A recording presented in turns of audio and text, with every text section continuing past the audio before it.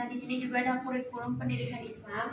Kurikulum pendidikan agama Islam merupakan seperangkat rencana dan pengaturan mengenai tujuan, yaitu seperti kayak bahan, isi, serta cara pembelajaran yang digunakan sebagai pedoman penyelenggaraan kegiatan yang merupakan kesimpulan studi keislaman yang meliputi Al-Quran, Al-Hadis, akidah, akhlak, fikih, dan kebudayaan Islam. Lalu ada juga yang Nah, di sini ada konsep dasar kurikulum pendidikan Islam. Yang pertama ada dasar agama. Nah, dasar agama di sini adalah seluruh sistem yang ada di dalam masyarakat Islam, termasuk sistem pendidikannya harus meletakkan dasar falsafah, tujuan dan kurikulumnya pada ajaran Islam yang meliputi akidah, ibadah, muamalat, dan hubungan-hubungan yang berlaku di dalam masyarakat. Lalu yang kedua ada dasar falsafah. Nah, dasar falsafah ini adalah dasar yang memberikan arah dan tujuan pendidikan Islam dengan dasar filosofis sehingga susunan kurikulumnya pendidikan ini dapat mengandung suatu kebenaran, terutama dari sisi yang nilai-nilainya sebagai pandangan hidup yang diyakini kebenarannya. Lalu yang ketiga ada dasar psikologis. Dasar psikologis ini kurikulum pendidikan Islam yang disusun untuk mempertimbangkan tahapan pertumbuhan dan perkembangan yang telah dilalui anak didiknya. Lalu yang keempat ada dasar sosial.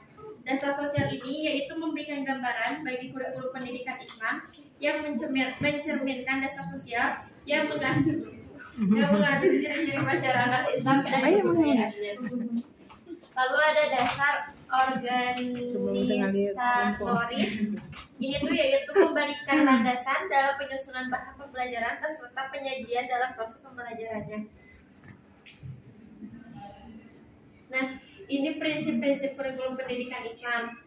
Yang pertama ini ada prinsip berasaskan Islam, itu termasuk ajaran dan nilai-nilainya. Lalu yang kedua ada prinsip mengarah kepada tujuan, adalah yaitu seluruh aktivitas dalam kurikulum ini diarahkan untuk mencapai tujuan yang dirumuskan sebelumnya.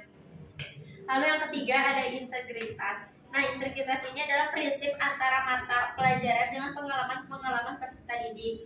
Lalu yang keempat ada prinsip referensi, yaitu kesesuaian pendidikan dengan lingkungan setempatnya. Lalu ada juga prinsip fleksibilitas.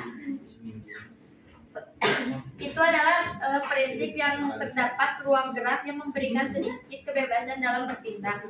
Nah, lalu ada prinsip individualitas, yaitu bagaimana kurikulum memperhatikan perbedaan pembawaan dan lingkungan anaknya.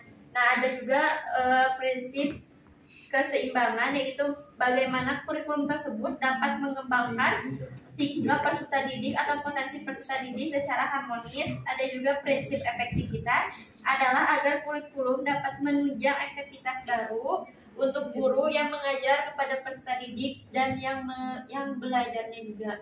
Nah,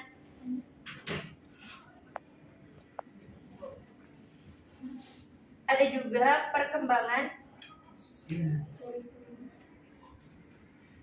perkembangan kurikulum sejarah di Indonesia. Nah, ini tuh kurikulum pendidikan agama Islam pra kemerdekaannya itu yaitu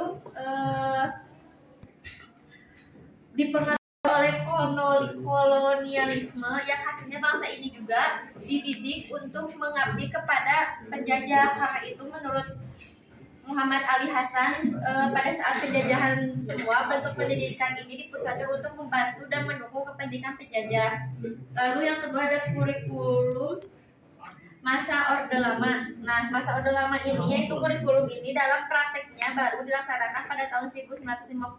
Banyak kalangan yang menyebutkan bahwa perkembangan kurikulum di Indonesia ini secara formal dimulai dari tahun 1950. Keberadaan pendidikan agama Islam telah diatur pelaksanaannya dalam SKB. Lalu ada juga masa Orde Baru. Nah, kurikulum di masa Orde Baru ini pengajarannya yang harus disampaikan pada siswa dalam bentuk mata pelajaran bahasa Indonesia, bahasa daerah, ilmu alam, ilmu hayat, ilmu bumi, dan sejarah. Nah, ada juga kurikulum masa reformasi. Nah,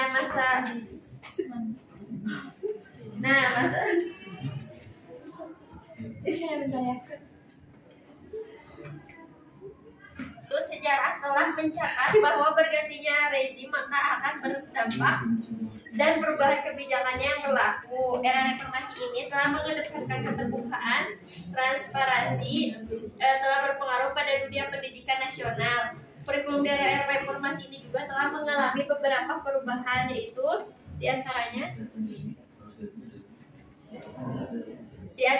pertama ini ada kurikulum KBK. Nah, kurikulum KBK ini yaitu perumusan kebijakan-kebijakan pendidikan baru yang bersifat reformatif dan revolusioner. Nah, era ini memiliki visi untuk mewujudkan masyarakat Indonesia yang berdaya saing untuk maju dan sejahtera. Lalu yang kedua ada kurikulum tingkat satuan pendidikan yaitu KTSP. Nah, KTSP ini yaitu kurikulum yang perbedaannya menonjol terletak pada kewenangan dalam penyusunan warga negara, yaitu yang mengacu pada sistem pendidikan pemerintah yang menetapkan standar kompetensi dan kompetensi dasarnya. Lalu ada ciri-ciri kurikulum 2013.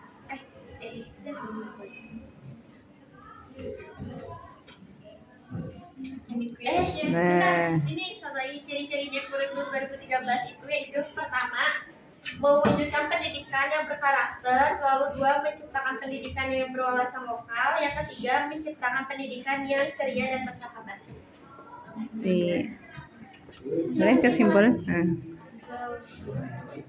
Kesimpulannya, sistem pendidikan Islam yang ada di Indonesia meliputi sekolah, madrasah, pesantren, dan perguruan tinggi Islam yang di dalamnya memiliki peraturan tersendiri dalam menjalankan lembaga pendidikan masing-masing. Dan kurikulum pendidikan Islam adalah bahan-bahan pendidikan Islam berupa kegiatan, pengetahuan, dan pengalaman yang dengan sengaja dan sistematis diberikan kepada anak didik dalam rangka mencapai tujuan pendidikan Islam. Kurikulum pendidikan Islam meliputi 3 masalah yang sangat penting. Yang pertama yaitu masalah akidah, yang kedua masalah keislaman, yang ketiga masalah akhlak.